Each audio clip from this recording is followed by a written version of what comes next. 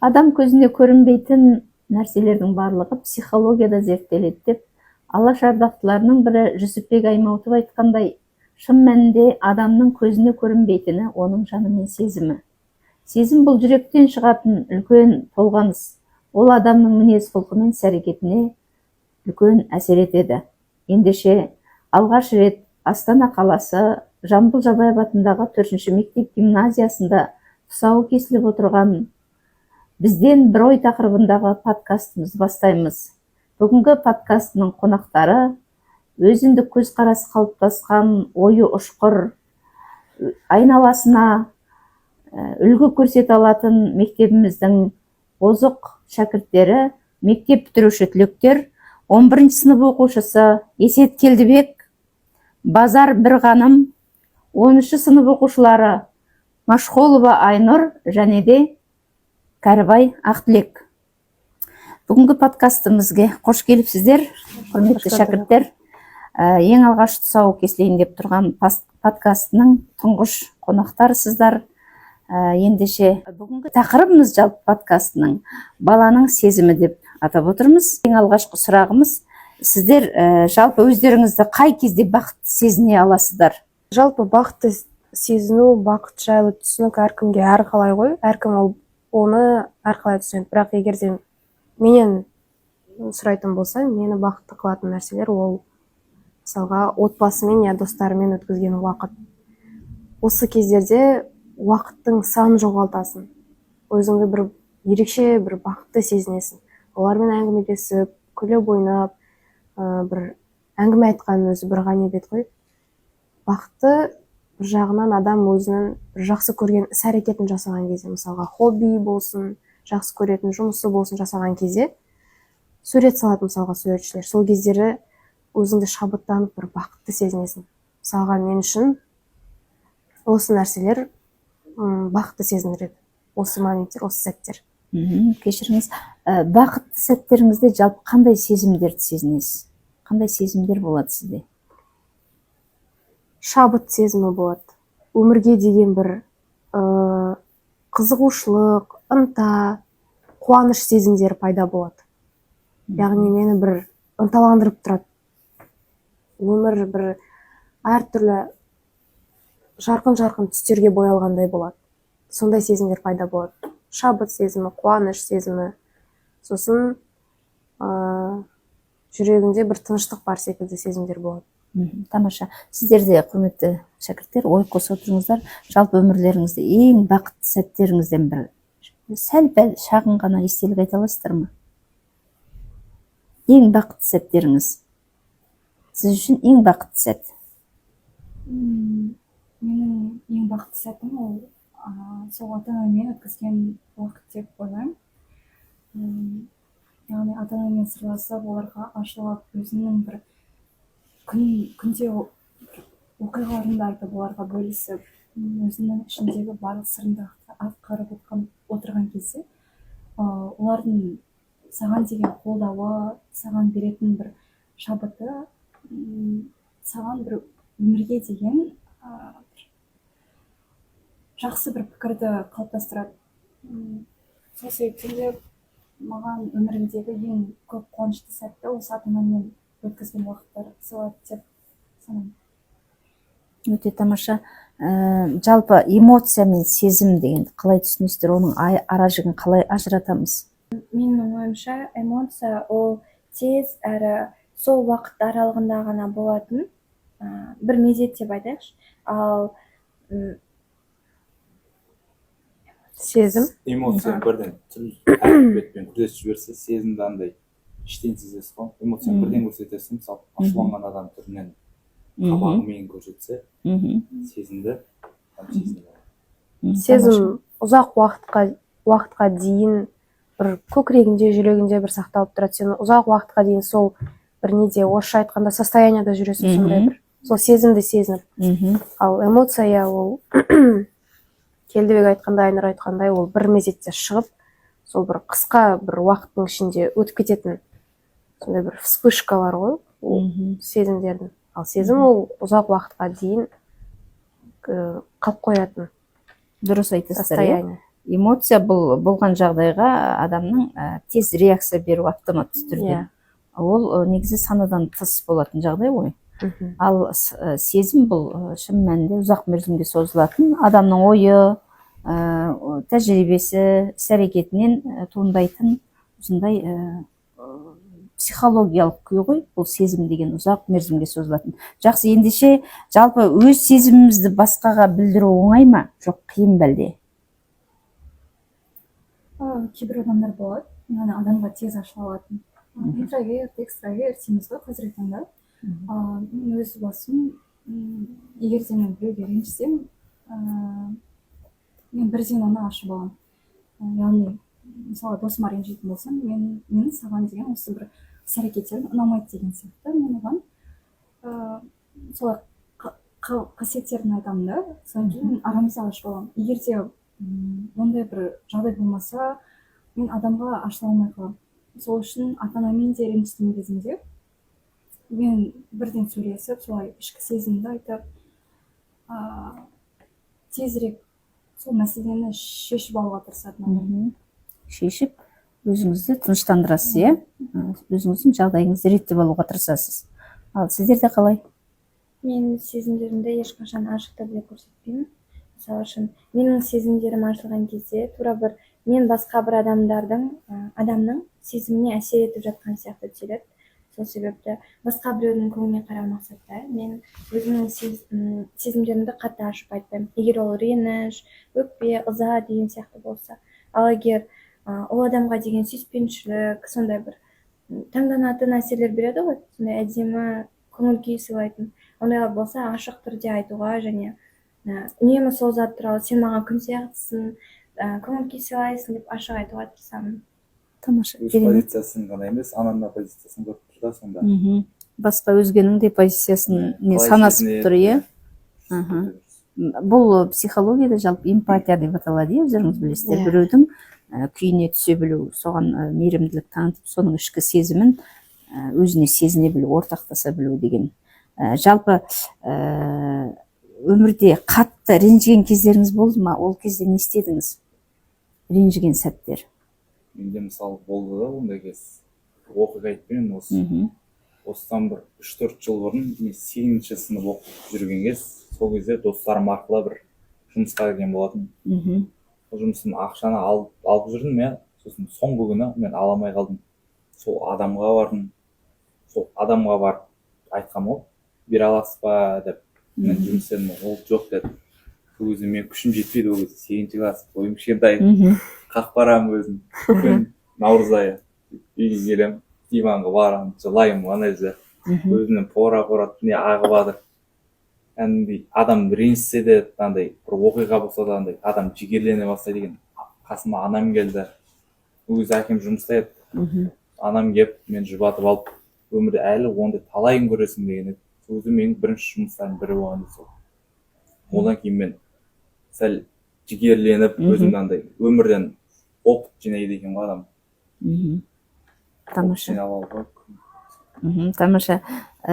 Жалпы Келдібек айтып жатқандай, күндік табысын, жалпы ашуланғанда немесе көңіл күйлеріңіз түскенде өздеріңізді қалай тыныштандырасыздар? Ойларыңызды қоса отырайық, бөлісіп, сезімдерімізді бөлісе отырайық. Мен ашуланған кезінде, жаңа айтып өткенде, мен олай бұртиып жүре алмаймын. Үндемей, қалай барды бар, солай ренжіткен адамға солай айтамын. Бірден айтасыз? Бірден айтамын. Өзіңізге алмайсыз? Жоқ. Егер де мен түсінемін, егер де мен ренжіп жүре беретін болсам, уақыт кетеді, және де ара қатынасымыз суып кетеді. Алшақтай береді. Сол үшін үнемі шешіп алуға тырысамын. Өте тамаша. Өмірімде ондай бір қатты ренжіген нәрсе жоқ. Көңіліме көп алмайтындықтан шығар. Ұмытылып кетеді бәрібір. Бұл адамның жаңағы мінез құлқына да байланысты қабылдау деген дүние, былай қарасаңыздар. Қабылдау арқылы сезім болады ғой. Сол сезімге қалай біз жауап беретіндігіміз. Жалпы сіздерді ренжіген сәттерде, осындай қамыққан, жабыққан сәттерде көбінесе достарыңыз пана бола ма, жоқ әлде ата-аналарыңыз осы мәселені шешуге көмектесе ме? Мен үшін ата-ана. Өйткені мен достарымнан емес, мен өзім негізі ортаға байланысты ашыламын. Егер де ортам мені тартып тұрса, онда мен тез ашылып кетемін. Егер де өзім интровертпін да негізі. Бірден анама барып айтамын. Мен осылай ренжітті, осындай болып қалды, немесе мектепте осындай жағдай болып қалды. Мен анама айтамын, ана сабыр сақтап, өзің әрекет жасайсың, ал қалған нәтижесі алладан дейді. Тамаша. Өте тамаша. Анаңыз ақылды екен, иә? Сіз не айтасыз, Келдібек? Мен ба? Мен ренжіген сәттерде көбінесе өзім несеймін. Айтсам уже ересек болған соң, біртүрлі бала сияқты болып көрініп қаламын ба деймін да. Ол балдарда бірақ қатты болмайды ғой. Кешегі туып өскен адаммен бүгін ойнап жүресіз ғой, ол балдарда. Қыздар сияқты емес, қыздарды байқаймын ше. Бір ай, 2 ай мүлде араласпай кетеді ғой. Не себепті олар? Не себепті? Неге ұлдар сондай, неге қыздар осылай? Көпке дейін сезімдерін ұстап жүреді. Ұлдар жаңағыдай әзілдес, ойнап, дос бола берген соң ара кіріп кетеді әйтеуір. Қыздарды жағын білмедім мен. Зерттеу керек, иә? Тамаша, бұл табиғат, иә? Бәлкім Ер бала мен қыз балалардың табиғаты. қыздар кішкене көңілшем болғаннан кейін шығар. Бәлкім көңіліне көбісі Нәзік. көп алып қалған. Иә. Мен мүмкін содан шығар деп ойлаймын. Ауылдарда ондай көңілге алмайды ғой көбісі. Мысалға. Ал Айнұр, не айтасыз осы жағдайда? Менде рена шашу туған кезде отбасын қолдау бере алады деп айтамын. Отбасының ішінде анама да әкеме де қатты ашылып айта алмаймын. Тек ініме барып айтамын барлығын. Ол көмектеседі маған. Ештеңе етпейді, сен білмей қалдың ғой, немесе болып тұрады, кешірім сұраса, ол да адам ғой, түсінеді деп. Тамаша, қандай ақылды ініңіз? Барынша қолдау береді. 4-те деймін. 6 сынып оқушысы менің. Барынша мені қолдауға және ешқашан мойымауға көмектеседі. Тіпті болмай бара жатса, бір жұмыстарым ұқсамай жатса, соның барлығын реттеуге көмектеседі. Кішкентай болса да. Ініңіз нешінші сыныпта? 6 сыныпта оқиды. 6 сыныпта, тамаша. Ініңіз өте ақылды екен. Жалпы сезім жайлы айту, сөйлесу өте маңызды, балалар. Сезімді жасыру дұрыс емес негізі. Сезімді керісінше бөлісу, біреудің сезімін түсіну, бұл сол адамға да, басқа адамға да үлкен жеңілдік сыйлайды ғой, былай қарасаңыздар. Сезім деген іштегі оны өте ұзаққа созып, өзіңе үлкен жүк артып, кінә артып, өзің бағыңды өзің түсіруге әр кезде болмайды негізінде, иә, оны білесіздер. Сезімді бөлісе білу, түсіне білу, үлкен батырлық. Жалпы енді мына Айнұрдың жағдайында інісі қандай ақылды деймін да, әпкесіне сеніп, әпкесіне жаңағы сезіммен бөлісіп, иә. Сезім мен сенім деген өзі адамның жалпы досы ғой, былай қарасаңыздар, серігі, иә. Сол сенім мен сезімді серік ету керек негізінде, иә, былай қарасаңыз. Жалпы баланың жаны мен сезімімен жұмыс жасайтын ең басты тұлғалар ата-аналар ғой, өздеріңіз білесіздер. Өйткені ұядан нені көрсе, ұшқанда соны іледі деген қазақтың даналық сөзі бар, иә. Ендеше жалпы қазіргі қоғамда өздеріңіз білесіздер, мынау жасөспірімдердің арасында буллинг деген мәселе ушығып тұр қазір. Сол жағдайда жалпы ата-аналар баласымен қарым-қатынаста, баласының сезімін түсіну жағдайында қаншалықты рөл атқарып отыр деп ойлайсыздар? Жалпы ата-ананың қазіргі сіздердің сезімдеріңізбен жұмыс жасаудағы рөлі, маңыздылығы жайында кішкентай айта кетсеңіздер.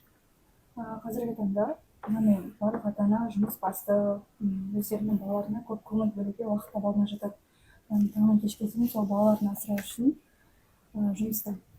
Соның әсерінен балаға көңіл бөлу жетіспей қалады, внимание дейміз ғой.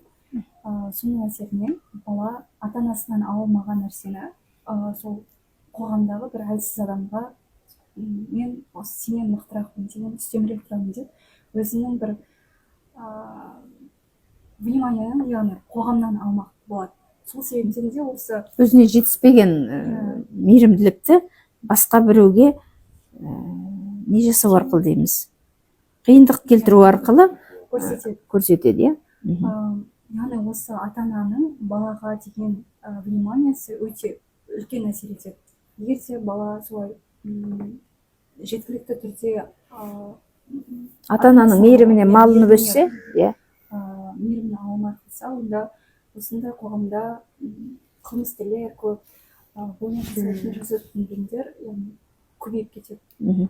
Ол демек бүгінгі тақырыбымыз баланың сезімі ғой. Демек бұл тұлғалардың арасындағы өзінің де өзгенің де сезіміне әсер етуге бір қадам болатын сияқты, түрткі болатын сияқты, иә? Жақсы, сіздер қалай ойлайсыздар? Менің ойымша, ата-ана баланың өзін ұстауына және оның сезімдеріне тікелей әсер ететін сияқты. Кейбір ата-аналар өздерінің балаларына үлкен қатты сенімділік беріп қояды. Себебі менің балам ондай емес, олардың көздерінше тура бір балалары сондай момын көрінетін сияқты. Иә. Сол себепті менің ойымша, ата-аналарға кішкене баланың тәртібімен, мысалы үшін бала сіздің алдыңызда қандай болып тұр, және ол басқа ортаға барғанда өзін тура сондай ұстайды деген қағида жоқ қой. Ол әр ортада бала өзін әртүрлі қырынан көрсетеді. Бір жерде мүмкін бұзық болып көрінетін шығар, бір жерде мүмкін момын, сіздің алдыңызда сондай судан ақ сүттен таза болып отыруы мүмкін, тура бір ештеңе істемейтін адам ұқсап. Ал өзінің достарының алдына келгенде барлығын бөлететіп немесе шектен тыс кетіп жатады кейбіреулерден. Менің ойымша, сондай кезде баланың өзінің сезімдеріне және оны сырттай көзқараспен қарау керек деп ойлаймын. Себебі бала сіз ойлағандай өте тәртіпті, ақылды, сондай болып жай ғана сізге көрінуі мүмкін. Ал баланың басқа бір ортада қалай ұсталып жатқандығын мұғалімдерден сұрауға болады, қалай ұстайды өзін, оған қызығушылық таныту керек, ол өзекті мәселе. Себебі сіздің балаңыз басқа біреудің баласының өміріне тікелей әсер етуі мүмкін. Бөліп жеткен кезде басқа бір баланың психологиясын құртып немесе оған үлкен жарақат әкелуі мүмкін, сенімсіздік туғызуы мүмкін. Менің ойымша, осындай кезде мұғалімдер өте қатты балаға көмектеседі, оның басқа ортада қалай көрсетіп жатқандығын ата-анаға жеткізеді. Тамаша. Тек соған қызығушылық таныта білу керек деп ойлаймын. Тамаша. Ата-аналар балалармен сөйлесіп отыру керек қой. Иә. Мысалы кешке жұмыс бастап алғанмен де келген соң баласымен сөйлесіп, ақылдасып, өзге мысалы менің әкем, мен бала кезден бастап солай тәрбиелеген еді. Тамаша. Өзінің қасына әкеліп алады да, өзге ұлттың баласын бөлме, қасыңа тарт, анаған тиіспе. Ертең ол қарғаса сен жолың болмай қалады, жолың жабылып қалады, адамгершілігің мықты болсын деп. Әр не сайын, ай сайын болса, бір-екі рет айтып тұрса, баланың өзінің ақыл сезімі ояна бастайды. Мейірімді болып бастайды. Тамаша. Келдібектің ойымен толықтай келсем, мысалға менің өзім жеке мені алатын болсақ, менің анам да әкем де біз күнде кешке міндетті түрде бәріміз отбасымыз бүткіл түгел болып жиналып отырамыз да. И сол менің басында, дастарханның басында ата-анамыз, анам да әкем де інім екеумізден сұрайды, бүгін сендер не істедіңдер? Ол кішкентайымыздан бастап, бірінші сыныптан бастап, тіпті біз балабақшаға барып жүргеннен бастап бізде сұрайды, бүгін сендер балабақшада не істедіңдер деп. Соны енді әңгімелеп отырған барысында сен өзің басынан бір күнде өткен жағдайды айтып бересің ғой. Мысалға, біреумен бүгін ренжісіп қалдың деп айтатын болсаң, ата-аналар мысалға бірден бас салады, сен неге ренжітесің, сен неге ондайсың, сондайсың деп. Олай қатты агрессия көрсетпеу керек секілді. Өйткені сол агрессия көрсеткен уақытта бала өте көңілшіл, көңіліне қаттылып қалады ғой, кішкентай бала деген.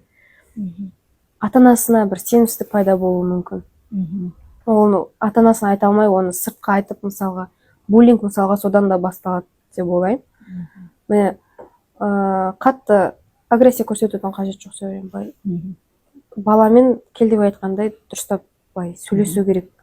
Кәдімгі сенің бір қасында отырған досың секілді түсіндіру керек. Баламен дос болу керек, түсіндіру керек. Міне, сенің мына жерде ренжіткенің дұрыс емес. Сен мына жерде былай жасауың керек еді. Сен былай сөйлесіп көрсең қалай болушы еді деген секілді. Ата-ана өзі кішкене солай не жасау керек баламен қарым-қатынас жасау. Мысалға, көбіне буллинг көрген балалар ата-анасына ашылып айта алмайды. Себебі бірден маған тарпа басталады. Сен неге әлсізсің, сен неге өзіңді қорғамайсың деген секілді маған тарпа басталады деп көбіне буллинг көрген балалар ата-анасына ашылып айта алмайды. Сөйтіп ашылып айта алмағаннан кейін ол ішінде сақтап жүреді, ал буллинг ары қарай жалғасады мысалға. Міне осы жерде ата-ананың рөлі осында. Буллинг көрсетіп жатқан адамның ата-анасы, баланың ата-анасы өзінің буллинг көрсеткен баласымен сөйлесу керек. сен неге көрсетесің деген секілді, саған не жетіспей жүр, не сезініп жүрсің деп сөйлесу керек. Және буллинг көрген балаға да тарпа бас салмай, сен неге өзіңді қорғамадың, сен неге осылай жасамадың деп, ұрып соқпадың деп сөйтіп айтудың орнына, сен өзіңді қалай сезініп тұрсың дәл қазір деп. Оның сезімдермен жұмыс жасау, иә? Сезіммен жұмыс жасау керек. Себебі ренжіп, қиналып тұрған бала, жаны ауырып тұрған бала, оған одан сайын тарпа бас салса, ол одан сайын өзін езілген секілді сезеді. Жаңа бір ғаным айтты, көбісі жұмыс басты болады. Жұмыста шаршап, кішкене ашуланып келгеннен кейін ол баламен дұрыс сөйлесе алмайды, мысалға түсіндіріп, көбісі. Көп ата-аналар мүмкін сөйтуі мүмкін. бір сөйлесе, бала тәжірибе алады өзі. Иә. Ата-анасы көрсеткен жолға таға түссе, ата-ана баласымен араларында сенім орнатуы керек. Бала ата-анасынан ештеңке жасырмау керек. Ата-ана баласынан да ондай ешқандай бір қатты агрессиялық андай неде тұрмау керек, позицияда тұрмау керек. Баламен арасында сенім болу керек. Өзара сенімді қарым-қатынас басты құрал деп мысалға, енді кейбір кезде жасөспірімдік ауыспалы кезеңде болады, бала ашуланшақ болады мысалға. Ата-анасына бір қатты сөйлеп қалуы мүмкін. Сол кезде ата-ана да баласынан бір қатты не естісе, ата-ана да көңіліне қалады ғой. Сол кезде жаңа біз айттық қой, біз ренішімізді сендер қалай шығарасыңдар деп мысалға. Мен мысалға солай шығарам. Егер де мен ата-анама көп ренжімеуге тырысам, мен ата-анамен достарым секілді олармен де ашық сөйлесуге тырысам. Мен олардан ештеңке жасырмаймын. Тамаша. Оқиға қалай басталды, қалай аяқталды, қай жерде менің кінәм болды, қай жерде олардың кінәсі болды. Мен бәрін солай айтып шығуға тырысам. Ештеңке жасырмауға тырысам көбіне. Мен тіпті жасырмаймын да ештеңкені. Солай анамнан сұраймын, мама-ау деймін, сіз маған ренжіп қалған жоқсыз ба? Мені кешіріңізші, енді қайталанбайды осындай деп айтқан кезде менің мамамды жібейді мысалға. Бала да кішкене өзін солай ұстау керек секілді ата-анамен. Ата-анама ренжіп қалдым, болды, ол маған назар аудармайды, мен оған ештеңке айтпаймын деп емес. Бір рет талпынып көру керек ата-анамен сөйлесіп, өйткені ата-ана да ол адам, сезімі бар. Ол да бұрындары бала болды деген секілді. Сол секілді жылы-жылы сөйлесе, адамның жүрегін жібітіп алуға болады. Керемет. Менің ойымша, ата-ана кішкене баланың өміріне қызығушылық танытып, оны не істеп жатқанына қызығушылық таныту керек. Бірақ үнемі жылы сөйлеп, жаным күнім деп кетудің де қажет жоқ. Кейбір оқиғалар болады, сен дұрыс емес боласың, кейбір жағдайларда олардікі дұрыс, мысалы, сенің айналаңдағылардікі дұрыс болмай қалады. Сондай кездерде балаға ауыр жеткізетін тақырыптар да бар. Мысалы үшін дұрыс емес атын, ой жаным, мына жерде сенікі дұрыс емес болды десе, сен ол нәрсені түсінбейсің. Ауыр айтатын, шымшып сөйлейтін кездер болады. Сен үшін кішкене егер тақырып ауыр тимесе, сен ол затты ешқашан түсінбейсің. Бірақ сондай тақырыптар бар, жеңіл, сенің жағдайыңды түсініп, саған қолдау беру керек кездер болады. Менің ойымша, ата-ана соған кішкене көңіл бөліп, қызығушылық танытатын болса, баланың өмірі де, ата-ананың болашақтағы жағдайы да барлығы жақсы болатын сияқты. Тамаша. Осы жерде сөзімді алсам, Айнұр, жаңа біз айттық қой, жаңа жұмсақ сөйлей бермей, кішкене қаталдау болу керек. Я, бізде қазақта мақал бар ғой, дұшпан күлдіріп айтса, дос жылатып айтады деп. Жаңағы айттым ғой, ата-аналар өзінің баласымен дос секілді кішкене сөйлесу керек деп. Дос деген, енді айтамыз ғой, жылатып айтады деп. Кішкене ата-ана да солай жылатып, бірден андай жұмсақ сөйлеп, нақты айту керек, я. Как досымен сөйлесіп отырған секілді сөйлессе, мысалға ата-анамен бала да солай сөйлессе, менің ойымша ата-ананың да баланың да арасында сенім орнайды. Сол кезде баланың өмірінде қандай жағдай болмасын, буллинг көрсеткен балада, ол буллингті көрген балада ата-анасымен ашық сөйлесе алады деп ойлаймын. Сол кезде егер сенім қалыптасса адамдардың арасындағы, сол кезде менің ойымша бұндай мәселелер азаюшы еді деп ойлаймын. Тамаша. Керемет. Бір ғаным бірдеңе айтасыз ба? Маған құрбым былай айтқан еді, егер де енді ата-анамен бәрібір келіспеушілік болып қалады ғой. Сол кезінде олар да өмірге бірінші рет келіп тұр. Олар да өмірін енді ана болып жатыр олар деп. Солай айтқан кезінде маған ой келді. Яғни мен ата-анаммен бірден ренжіп кеткен. Олар түсінемін. Олар да енді ата-ана болып жатыр, енді не істеп өмірді көріп, енді 40-қа толып жатыр, бірінші рет өмірін сүріп жатқандықтан, оларды сол бірден ренжіп кетпей, бірден сенікі көш болды, мен бәрі түсінбейсің деп айтқаннан, сол түсіністік танытып, ашық сөйлесу керек деп ойлаймын. И солай сөйлесуге тырысамын. Тамаша. Балаға ең жақын ата ана шын мәнінде, Иә. ата анаға әр кезде балада үнемі көңіл бөліп, ата анасының жақсы абыройы үшін ешқашан да жаманат келтірмей жүру керек. Ең бастысы, бірақ ата ананың міндеті не істеу керек? Айтқаннан қарағанда көрсету өте маңызды, иә. Сондықтан әр кезде біз әр қайсымыз, жалпы әрбір қазақтың баласы өз ата анасын аялап, әр кезде мәпелеп өсірген, осындай осы өмірге жеткізген, қаншама қиындықтарға төзген балалар үшін ата анасын әр кезде тәжі сияқты көріп жүру өте маңызды деп ойлаймын. Басындағы тәжі ғой негізі ата анасы деген баланың. Мұғалімдер жалпы балалардың, оқушылардың көңіл күйіне қаншалықты әсер етеді деп ойлайсыздар? Сол ата ана мен бала үшін ата ана ортасы, одан кейін мұғалім өзінің өміріне өте үлкен әсер етеді. Егер де мұғалім тарапынан қолдау, алға тарту дейтін бір мұғалім тарапынан қолдаулар болмаса, онда бала өзін аутсайдер сияқты сезініп қалады, шеттетіліп қалады. Сол үшін мұғалім кішкентай кезінен бастауыш сыныптан, менің ойымша, барлық сыныпты қолға алып, бауырмалдыққа, бір татулыққа, сондай бірге жүруге үйрету керек деп ойлаймын. Себебі қазір мен 11 сыныпта көп байқаймын. Ұлдар мен қыздар арасында өте көп бөлінушілік болады. Яғни бір орта болып осылай бөлініп алса, солай ғана жүрсе, кейбір балаларға бәрібір болып қалады. Ал оның тарапынан мұғалімнің атқаратын бір қызметі бар да, яғни қосу деген сияқты. Сыныпта жақсы атмосфера қалыптастыру, иә. Сезімге келсек, балалардың әрбір баланың сезімін ортақтасу, сезімін сезе білу, иә. Сезім болады, мысалы. Бір-біріне адалдық, осы апайлар дұрыс болып, сыныбын дұрыс ұстаса, балалар бір-біріне қамқор болады. Мысалы, мен әр сыныптасым, әр жерде ғой, 5 класс ба, сыныптасым бөлім бар. Әліге дейін араласамыз, әліге дейін достығымыз бар, сезіміміз бар. Тамаша. Сақталған, араласып тұрасыздар, иә, қарым-қатынаста. Тағы да не айтасыздар? Жалпы жаңағыдай баланы аутсайдер қылып басқа өзінің несін шеттеткен кезде мұғалімнің қолдауы ол негізінде өте маңызды аспект. Себебі мынау сенің қатарлас достарыңа қарағанда мұғалім сенен едәуір үлкен адамның қолдауы саған кішкене еркіндікті, күшті көп беретін сияқты. Мынау сыныптастарыңа қарағанда, олардың қолдауына қарағанда, олардікі да маңызды әрине. Өйткені ол сен араласатын ортаң, сенімен жасты балалар, ал бірақ сонда да үлкендердің несі олардан кішкене биігірек болады, олардың қолдауынан. Көп маңызды деп отырсыз. Маңызы көп болады. Себебі біз үлкен ересектерді әділ деп қабылдайды балалар. Олар отырған мәселені шешіп бара алады деген секілді. Біз мысалға балалар сөйтіп қарайды ересектерге. Сенім артады ересектерге балалар.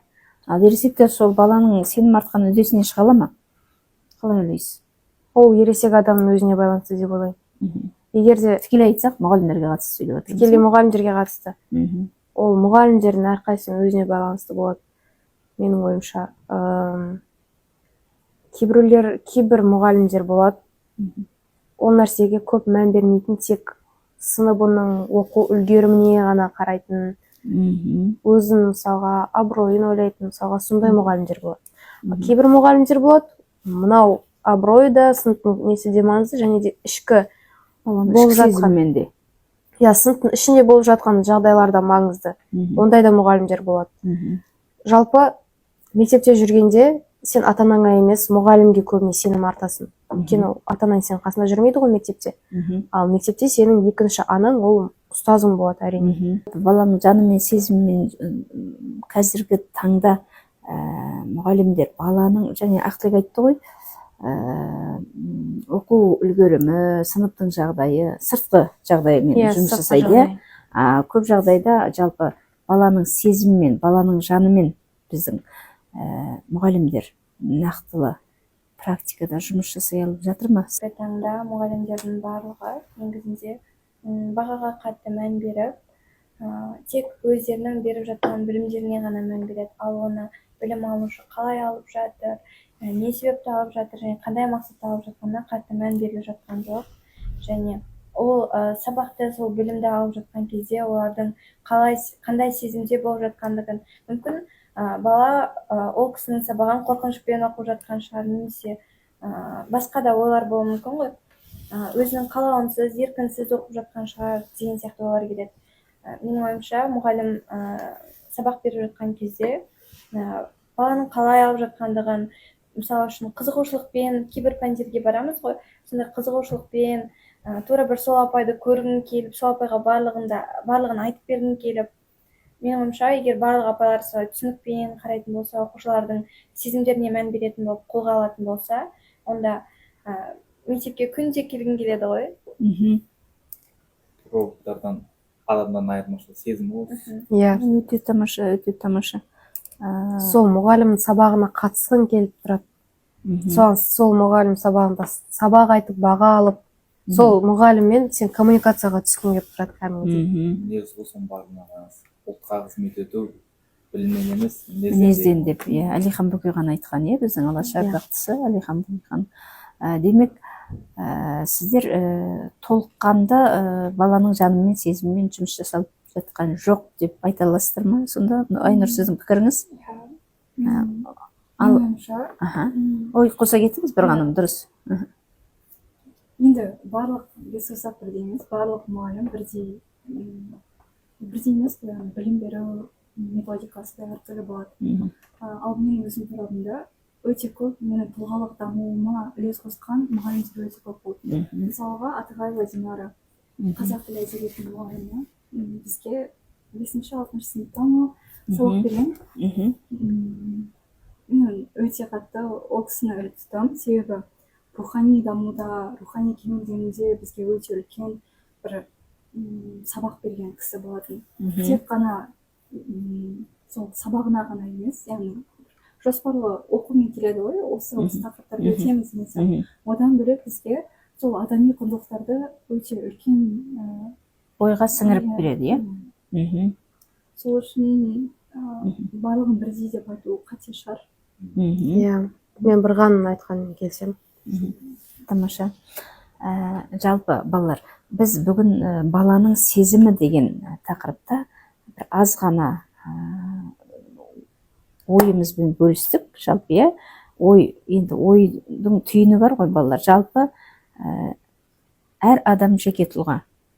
Ал әр адамның айтқан ойы, ол оның өзіндік пікірі, өзіндік көзқарасы. Ал бір адамның айтқан ой пікірі ол қоғамды білдірмейді, қоғамның көзқарасы, қоғамның пікірі деген қалыптастыра алмайды.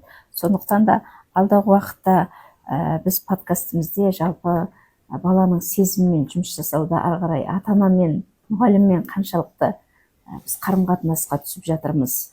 Үштік одақпен ары қарай подкастымызды келесі кезекте жалғастыратын боламыз.